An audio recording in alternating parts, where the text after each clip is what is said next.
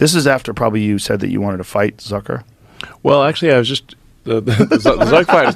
Zuck fight is funny because he was posting all these fight videos, and then someone on Twitter at the time said, "Hey, you should fight Zuck," and I said, "Well, I'm willing to fight if he is," and then Zuck posted, I think on Instagram or something, name the place or something to that effect. And I was like, okay, how about the Vegas Octagon? And then Italy actually was willing to let us use the Coliseum. So then I was like, well, can't turn that down, and then I was like, well, if it's going to be in the Coliseum, we're not like, I like UFC and everything, but we don't have like tons of ads and UFC branding on the Coliseum because it's a historical, play. It's a it's a place of great history. You don't want to just have it be all like NASCAR. Right. So then and then Zuck pulled out. Used the pull out method. So he pulled out of it. He pulled out of it? Yeah.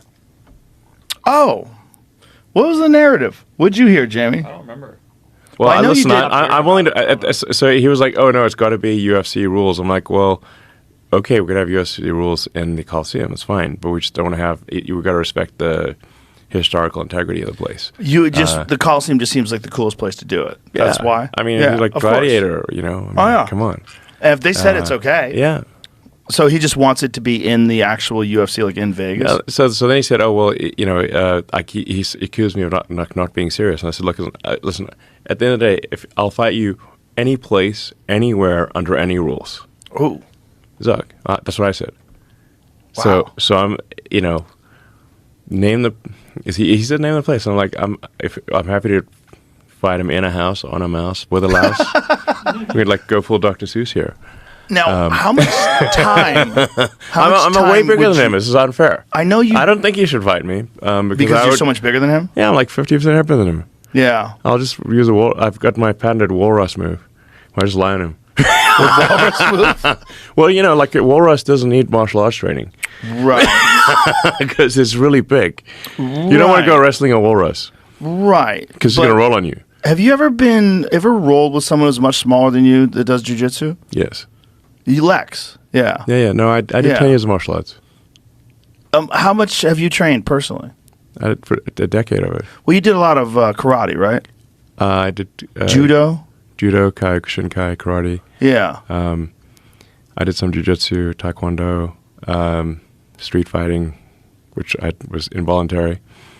I'm I think I'd be decent. I did martial arts competitions when I was a teenager. Really? Interesting. So look at you. George St. Pierre, Elon, John Danaher, the great master, and Lex Friedman. But like Lex is, I think he's got like 20% heavier than Zuck. So, and I'm way bigger than Lex. Yeah. That's why they have weight categories. Oh, yeah. Yeah. Did you get a chance to talk to Danaher at all? The guy on the left? Yeah, that guy's fascinating. No. Do you know his history? No, he's from New Zealand or something. He was a professor of philosophy at Columbia. Okay. And fell in love with jiu-jitsu. Okay. I mean, fell in love with it to the point where he was sleeping on the mats and teaching all day long. He's an obsessive. He is a real Kaizen disciple. And he seems zen. Oh, man. He is one of the most unique characters I've ever met in my life. Yeah. One of the most brilliant men I've ever met. And he's completely dedicated to jiu-jitsu. And he has raised through this, particularly this one disciple, Gordon Ryan, who also lives here in Austin. He's the greatest jiu-jitsu competitor of all time. Yeah. There's no question. And he's only 28. Okay. He might even be 27, or maybe he's 28 now. But, I mean, he is universally regarded as the greatest of all time. And he is John's greatest student. Okay. And the two of them together, because Gordon has insane work ethic. They work 365 days a year. They do not take any days off. They train every day. That's Gordon to the right of John with the crazy beard. He doesn't really have that hair. He bleaches it.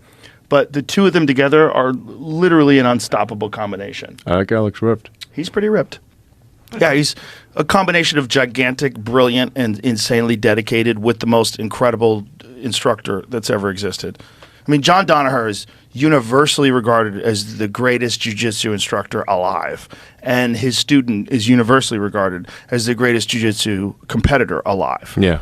And it is because John is like a complete like a guy out of a superhero book.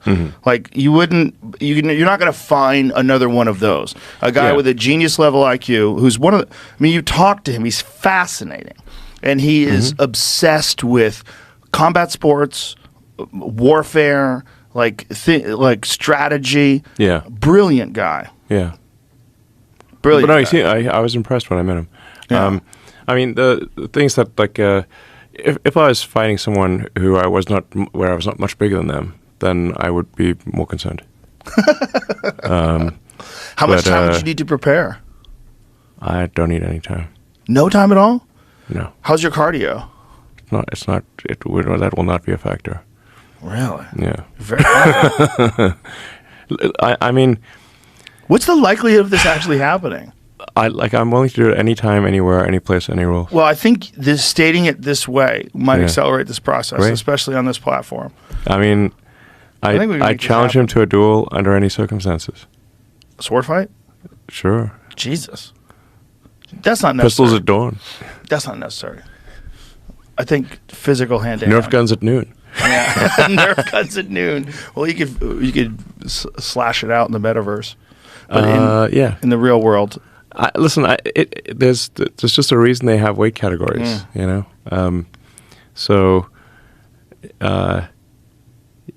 There's a friend of mine who is pretty good at fighting, but she weighs about half of what I do, and I said, let me show you why there's weight categories in fighting. And I'm going to do a move called the walrus, and you have to I'm just going to lie on you. I'm not going to put you in a lock or anything. I'm just going to lie on you.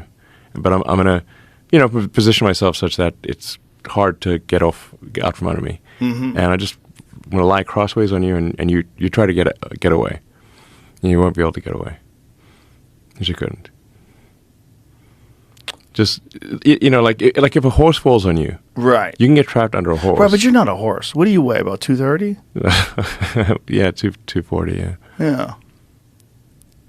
So, no, I'm not a horse, but I'm saying in the limit, if something's heavy enough, like, if a horse falls on you and dies, you can get trapped under a horse and not be able to get yourself out. Right. But if someone's good enough, I mean, I'm sure you've seen, like, absolute weight classes in jiu-jitsu where you'll get a 145-pound competitor who strangles a 220-pound competitor, and they're both well-trained. Because if someone is that good... That's unlikely. It's not unlikely. It happens quite often. Okay. When you get elite competitors, like elite black belts at the 145, 155-pound weight limit, you'd be shocked.